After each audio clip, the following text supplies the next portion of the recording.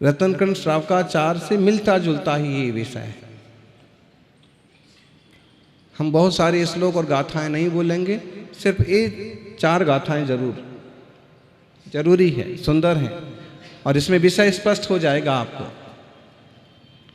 अपने कानों को भी आचार्यों की वाणी का रसपान हो जाएगा। राय गेहे निसंको चोरो नामेण अंजनो भणियो। अर्थ समझ में आया? राय गेहे निसंको चोरो नामेण अंजनो भणियो। चंपाए निकंखा बणिग सुदाडंत मई नामा। निब्बिदिगिच्छो राओ उद्दायणो नाम रुद्ध वर्णय रे।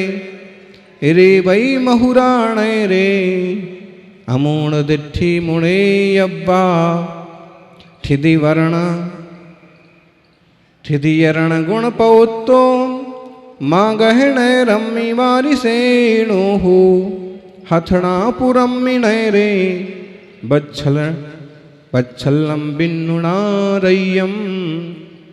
अवगोहण गुण जुत्तो जिनयत्तो तामलित्णैरिये।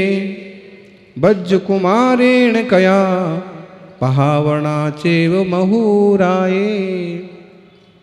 सम्यक दर्शन के ये 8 अंग हैं। ये 8 अंग में प्रसिद्ध व्यक्तियों के नाम हैं और उनकी बड़ी सुंदर सुंदर बड़ी बड़ी कथाएं हैं। अब जैसे कभी आपके इस समौषण का, इस कल्पद्रुम विधान का इतिहास लिखा जाए तो इसमें आप लोगों को भी नाम आ जाएंगे। ये सौधर्म बने थे, ये चक्रवर्ती बने थे, ये कुबेर बने थे, ये महायज्ञ नायक बने थे, ये ईशान बने थे। इन्होंने इस ढंग से प्रभावना की थी, इन्होंने इस ढंग से प्रभावना की थी। ये कितने ज्यादा महत्वपूर्ण लोग रहे होंगे कि जिनका नाम समंत्रभद्र जैसे आचार्य लिख रहे हैं, वसुनंदी आचार्य लिख रहे हैं। माने इसमें कुछ तो श्रावक हैं। सबसे पहले राय गेहे निसंको चोरो नामेण अंजनो भणियो। सबसे पहले सम्यक दर्शन के पहले अंग में कौन प्रसिद्ध हुआ जी? कौन प्रसिद्ध हुआ? गजब की बात है। उनको एक ऐसा श्रावक नहीं मिला कि जिसे प्रसिद्ध कर देते। मिला तो कौन मिला? साहूकार नहीं मिला।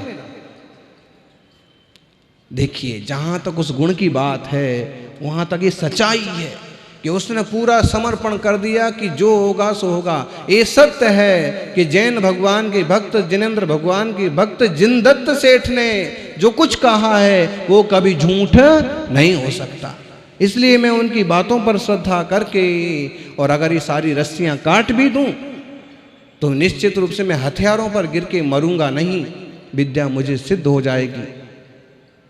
बोलो, वो पूरी कहानी आपने पढ़ी हो। आजकल उस पर एक छोटी सी पिक्चर भी बनी हुई है, शायद सीरियल भी बना हुआ है कि नीचे हथियार गड़े हुए हैं, ऐसे हथियार हैं, ऊपर से उसका झूला है। अब रस्सियां काटें तो कहाँ गिरेंगे? हथियारों पर गिरेंगे ना, भाले तलवार सब शरीर में घुसेंगे ना, मरना ही होगा ना। लेकिन उसने ये दृढ़ निश्चय किया कि दुनिया में मरना तो लगा ही रहता है, लेकिन मुझे ये पक्का भरोसा है कि प्रभु का भक्त, एक सच्चा श्रावक मुझे गलत बात बता करके मेरी मौत के लिए जिम्मेदार नहीं बनेगा। उन्होंने जो कुछ कहा है उसमें सच्चाई है कि अगर नमोकार पढ़ के रस्सियां काट दी जाएंगी तो मुझे विद्या सिद्ध हो जाएगी। और कहते हैं कि वह जो बटुक था, सेठ का जो नौकर था, वो तो चढ़ता उतरता था सोमदत्त, लेकिन अंजन एक बार चढ़ा और बेचारा नमोकार भी भूल गया। जिंदगी भर जिसने चोरी चापड़ी की हो, बताइए,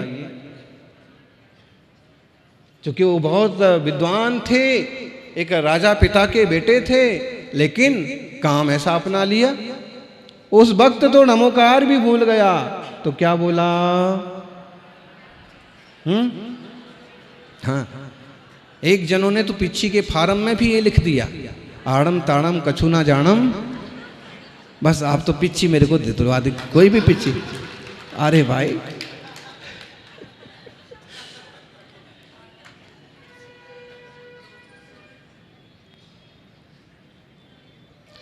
तो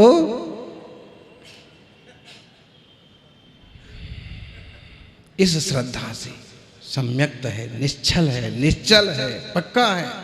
और कहते हैं आड़म ताड़म, सारी रस्सियां एक साथ चाकू से तलवार से काट दी, झूला नीचे गिरा, हथियारों पर गिरने के पहले विद्या ने झेल लिया। अनंतमति की पूरी कथा लगभग वैसी है। सारे लोभ मिलते हैं, तू मेरी पत्नी बन जा, तुझे पटरानी बना देंगे, तू मेरी रानी सेठानी बन जा, तुझे और सारा ये सौंप देंगे दुनिया भर का। वो 16-17 साल की लड़की किसी प्रलोभन में नहीं आई, और मुझे कुछ कांक्षा नहीं है, मुझे तो केवल एक जिन भगवान के दर्शन की आकांक्षा है, मुझे तो केवल एक आत्म कल्याण करने की भावना है। और पिता भी मिल गए आखिरी में, और पिता ने भी समझाया कि बेटी घर चलो। नहीं पिताजी, अब मुझे आप आर्य का दीक्षा लेने की आज्ञा दो, मुझे कुछ नहीं चाहिए, मुझे सिर्फ कल्याण करना। हम जरा सी पूजा करेंगे और उसके पीछे कल्पनाएं करने लग जाएंगे कि ये सिद्धि हो जाए, वो सिद्धि हो जाए, ये काम बन जाए, वो काम बन जाए। भाई काम तो बनते जाएंगे, बनना बिगड़ना तो लगा ही हुआ है। तुम धर्म ध्यान करके कांक्षा को जबरदस्ती बीच में गाय को घुसाते। सौभाग्यशालियों, निर्विचिकित्सा अंग, घृणा नहीं करना। किससे घृणा नहीं करना? मुनिराजों के काले कलोटे शरीर से। अब वो तो धूप में तपेंगे, धूल में फिरेंगे, विहार करेंगे, पसीना बहेगा, सूरज की गर्म किरणों से शरीर जलेगा, सब कुछ होगा, कभी बीमार पड़ जाएंगे, हो सकता है कफ खांसी हो जाए, हो सकता है नाक बहती रहे। गुरुवार को हमने देखा आखिरी समयों में, आखिरी दिनों में तो नाक भी नहीं पहुंचते थे। मतलब ऐसी विरक्त था, गजब की वीतरागता। नाक बह रही है तो एक छोटा बच्चा भी नाक पहुंचता है, वो नाक नहीं पहुंचते थे। बैठे हैं, नाक बह रही है, बह रही है। किसी ने कागज लगा दिया, किसी ने पहुंच दिया। मतलब उन्हें कितनी प्योरिटी बढ़ा ली, अपनी निर्मलता कितनी बढ़ा ली कि नाक पहुंचने का भी विकल्प, की उसका भी। और सारे प्रसंग तो सुनाई देते हैं कभी कभी कि शरीर से चींटियां उनके मांस के टुकड़े ले जा रही हैं, फिर भी ध्यान में ही बैठे हैं। लेकिन ये वेद विज्ञान के बिना नहीं होता। अब हम देखें कि ऐसे महाराज, इतने बूढ़े महाराज, चलते नहीं आ रहा है, इनको तो हम नहीं पढ़ाएंगे, खड़े ही नहीं होते जा रहा। आपका विषय तो मुनिराज के मूल गुण और साधना को बंधन करना है। और वो बहुत बुजुर्ग हो गए हैं, कैसे हो गए हैं, उन्हें संलेखना समाधि की तरफ ले जाना गुरु का काम है। बाकी श्रावक का कर्तव्य है कि उनकी घृणा किए बिना सेवा करे। और उसके पीछे बड़ी सुंदर कहानी है उद्दायन राजा की। जबरदस्त राजा हुआ ये भी। सारी कथाएं तो आपको क्या बताएं, लेकिन इतना सा है कि राजा पड़गाहन करता है और वह देव परीक्षा लेने के लिए मुनि का रूप लेके आया। इतना ढेर सारा खाया और राजा के ऊपर ही उल्टी कर दी, प्रभावती महारानी के ऊपर ही उल्टी कर दी। तब भी कहते हैं महाराज ने कोई आक्रोश नहीं किया, कोई घृणा नहीं की, उल्टा मुनिराज को संभाला, पहुंचा और कहा कि शायद हमारी आहार देने में कोई गलती हो गई है, माफ करना, क्षमा करना। देवता ने अपना रूप प्रकट किया और कहा कि सौधर्मेंद्र ने जैसी प्रशंसा की थी आप वैसे ही गुणवा लें। ढेरों नौकर हैं, आप चाहते तो नौकरों से सफाई करवा देते, खुद ही मुनि के शरीर की सफाई कर रहे हैं, क्षमा मांग रहे हैं। फिर उपगुहन अंग की कितनी गजब की कहानी है, बताइए। निब्बिद गिच्छो राहो उद्दायणु नाम रुद्ध वर्णयरे रेवई महुड़ा नयरे अमूढ़ दिट्ठी मुड़े अब्बा। मथुरा नगर में रेवती रानी ने अमूढ़ दृष्टि अंग का उदाहरण पेश किया।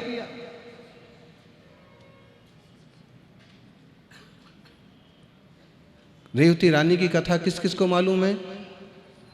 सबको मालूम होना चाहिए, बस इतने कम लोगों को मालूम है। एक ऐसी श्राविका जो रानी है, महारानी है, और दृढ़ जिन शासन की ऐसी दृढ़ श्रद्धा नहीं है कि ढेरों तरह के देवता रूप बना करके आ गए, तो भी उसने एक को भी नमस्कार नहीं किया। वो छुल्लक जी ने अपनी विक्रिया से रानी की परीक्षा के लिए तरह तरह के देवताओं के रूप दिखा दिए, यहाँ तक कि महावीर स्वामी का समोषण भी दिखा दिया। तो भी रानी ने कहा कि तीर्थंकर भगवान तो 24 होते हैं और महावीर भगवान भी मोक्ष पधार गए हैं, कोई महावीर का समोषण इस काल में नहीं आता है। मैं किसी महावीर के समोषण में जाने वाली नहीं हूँ, मैं अच्छी, मेरा जिन मंदिर अच्छा। किसी की माया जाल में आने वाली एक रानी, ऐसी दृढ़ श्रद्धानी। और फिर एक सादा छुल्लक जी उनके वहां पड़गाहन को आ गए और उनको पड़गाहन में पड़गाहन करके ले गए और आहार के बाद उनको मूर्छा आ गई, चक्कर आ गया। तो रानी ने उस ढंग से संभाला, उतनी वैयावृत्ति की जैसे किसी मुनि महाराज की वैयावृत्ति की जाती है। अपने लोगों से उनकी सेवा करवाई और स्वस्थ किया। तो छुल्लक जी ने असल अपना रूप प्रकट किया कि मैं वास्तव में छुल्लक हूँ और मैंने तो विद्याधर छुल्लक हूँ, मेरे पास विद्याएं थी इसलिए मैंने ये सारा काम आपकी परीक्षा लेने के लिए किया।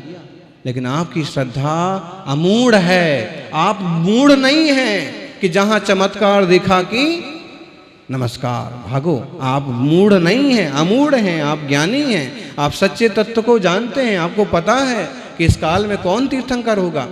छुल्लक जी हो सकते हैं, मुनि हो सकते हैं, आरिका जी हो सकती हैं, भगवान का समोषण। और अगर हम कल्पद्रुम की रचना करें और समोषण बनाएं तो वो हमें पता है, वो कोई छल नहीं है, वो हमारी पूजा है। लेकिन मैं किसी छलिया के चक्कर में आने वाली नहीं।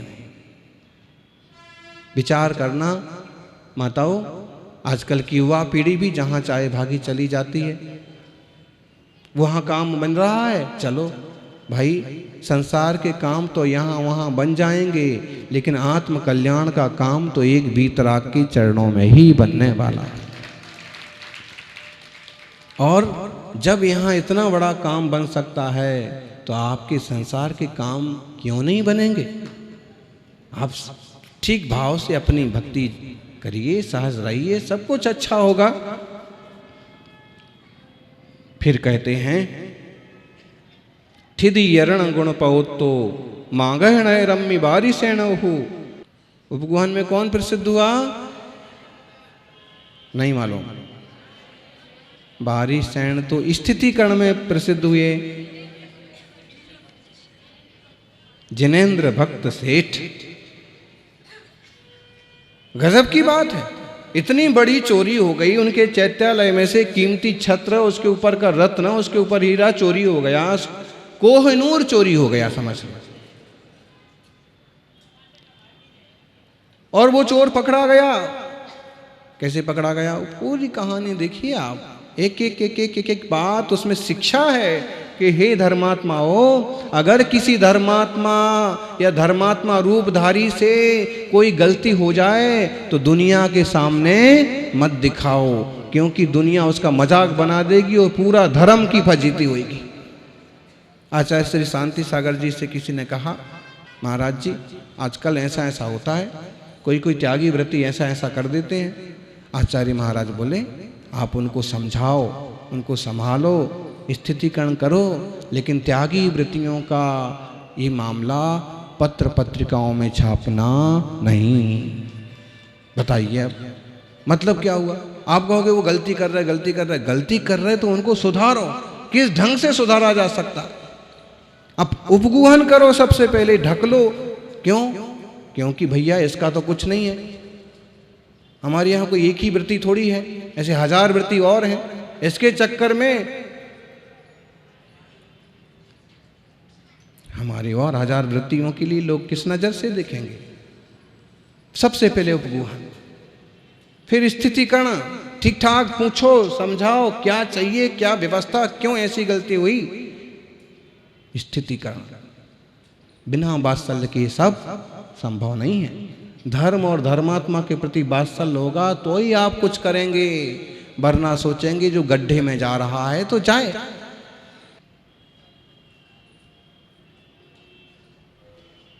हमको यहाँ एक दिन जयपुर के श्रावक ने ऐसे बताया, अमुक मोहल्ले में एक बूढ़ी दादी रहती थी और वहाँ से मुनिराज वगैरह भी निकलते थे। तो कुछ लोग जो है मुनिराज को बंधन नहीं करना, ऐसा नहीं करना, तो वो अक्सर कर लोगों को समझाती और डांट लगाती कि दुनिया में तो लोग चरस और गांजा पीने वालों को भी भगवान की तरह पूछते हैं, तुम दिगंबर तपस्वी को निकलने पर भी हाथ नहीं जोड़ सकते। चूंकि वो हमें आदर्श नहीं है, फिर भी इतना तो ध्यान रखो कि मुनिराज निकले हैं, तपस्वी हैं, निर्दोष 28 मूलगुण का पालन कर रहे हैं। वो भावलिंगी हैं कि द्रव्यलिंगी हैं, ये सर्वज्ञ का विषय, ये उनका खुद का विषय।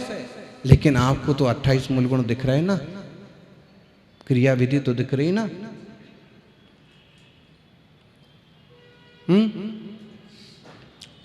तो उपगुहन, स्थितिकरण, वात्सल्य और प्रभावना, जिन शासन की प्रभावना कैसे हो। सुशील वैद्य जी एक मुनिराज को देख रहे थे, तो मुनिराज ने कहा कि मैं अपने भीतर की कोई समस्या लेकिन मैं बता नहीं पा रहा हूँ। तो उन्होंने कहा कि महाराज जी आप तो जो कुछ भी बात है आप खुल के बताइए। जब मैं अपने घर से निकलता हूँ, किसी मुनिराज की वैयावृत्ति के निकलता हूँ, तो मैं उपगुहन और स्थितिकरण अंग अपने साथ लेके निकलता हूँ। अगर आप जैसे कोई बताएं कि मुझे यहाँ दर्द है, मुझे ये प्रॉब्लम है, तो मैं लोगों को नहीं बताऊंगा, मैं उपगुहन करूंगा। जो कहने जैसी बात है वही कहूंगा, जो करने जैसा काम है वही करूंगा। मैं कभी मुनि की चर्या में दोष नहीं लगाऊंगा। और मुनि तो अस्वस्थ इसलिए पड़ जाते हैं महाराज जी कि श्रावक अपने कर्तव्य को पूरी तरह से नहीं समझते, नहीं निभाते। अगर श्रावक समझे कि किस ढंग से वैयावृत्ति करना है, आहार, औषध, हस्त, पाद मर्दन, अगर श्रावक इस बात को गंभीरता से लें तो अस्वस्थता का कोई कारण ही नहीं। सौभाग्यशाली हो, आप सभी प्रज्ञावान हैं और ये जीवन में 8 अंग उतार आए। वात्सल्य साधर्मी हैं, न धर्मो धार्मिक ही बिना, धर्मा कहाँ से आएगा धर्मात्माओं के बिना। तो साधर्मियों के प्रति भी वात्सल्य। खूब सारी बातें हैं इस पर, लेकिन आज इतना ही समझें कि यह जिन शासन वर्धमान हो, प्रभावनामय हो, और इस जिन शासन रूपी जहाज पर बैठ करके ढेर सारे भव्य जीव भाव के पार जाएं। जय बोलिए चंदा प्रभु भगवान की।